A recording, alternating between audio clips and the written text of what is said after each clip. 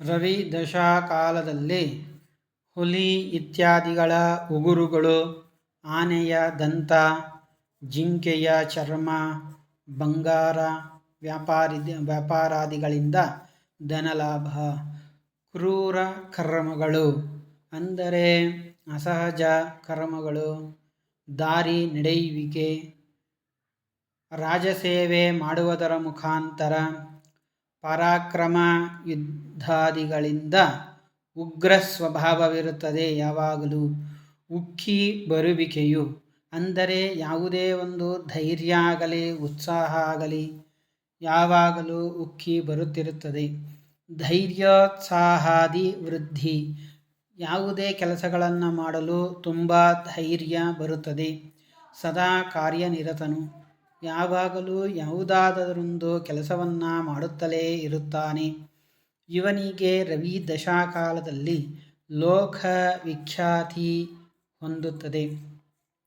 ಶೌರ್ಯೋನ್ನತಿ ಅಂದರೆ ತನ್ನ ಶೌರ್ಯಕ್ಕೆ ತಕ್ಕನಾದ ಪದವಿ ಅಥವಾ ಸನ್ಮಾನಗಳು, ಕೀರ್ತಿಗಳು ಒದಗಿ ಬರುವವು.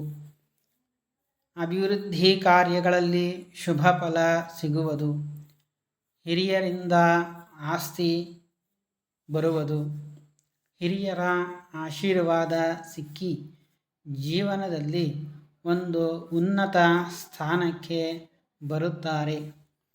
ರವಿದಶಾ ಕಾಲದಲ್ಲಿ ರವಿಯು ಶುಭದಾಯಕನಾಗಿದ್ದು ಕುಂಡಲಿಯಲ್ಲಿ ಡಿಗ್ರಿಯಲ್ಲಿ ಬಲವಾಗಿದ್ದು, ಸೂರ್ಯ ದಶಾಕಾಲದಲ್ಲಿ ಈ ದಶಾಫಲಗಳು ಒದಗಿ ಬರುತ್ತವೆ ಎಂದು ಜಾತಕ ಫಲಸಾರೋದ್ಧಾರ ಎಂಬ ಗ್ರಂಥದಲ್ಲಿ ಈ ಮಾಹಿತಿಯನ್ನು ವಿವರಿಸಲಾಗಿದೆ.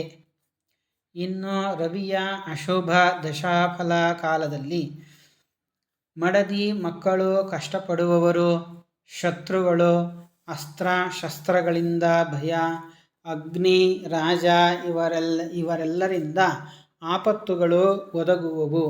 ಯಾವ ವಸ್ತುವಿನ ಲಭ್ಯತೆಯೂ ಇರದು. ದುಷ್ಕರ್ಮ ಪ್ರವೃತ್ತಿಗಳಲ್ಲಿ ಕಾರ್ಯನಿರತವಾಗುವುದು.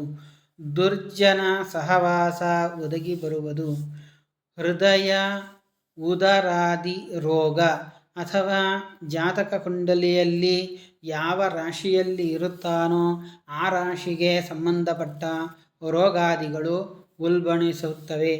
ವಿವಿಧ ಬೇನೆಗಳು ಕಾಣಿಸುತ್ತವೆ. ಅಶುಭ ಫಲ ರವಿಯ 10 ವರ್ಷದ ದಶಾಫಲಗಳಲ್ಲಿ ಅಶುಭ ಫಲಗಳೇ ಹೆಚ್ಚಾಗಿರುತ್ತವೆ. ಸ್ವಜನರೇ ವಿರೋಧಿಗಳಾಗಿರುತ್ತಾರೆ. ಯಾವ ಕೆಲಸ ಮಾಡಲು ಬಿಡುವುದಿಲ್ಲ. ಎಲ್ಲದಕ್ಕೂ ವಿರೋಧವನ್ನು ತೋರಿಸಿ ನಮ್ಮ ಅಭಿವೃದ್ಧಿ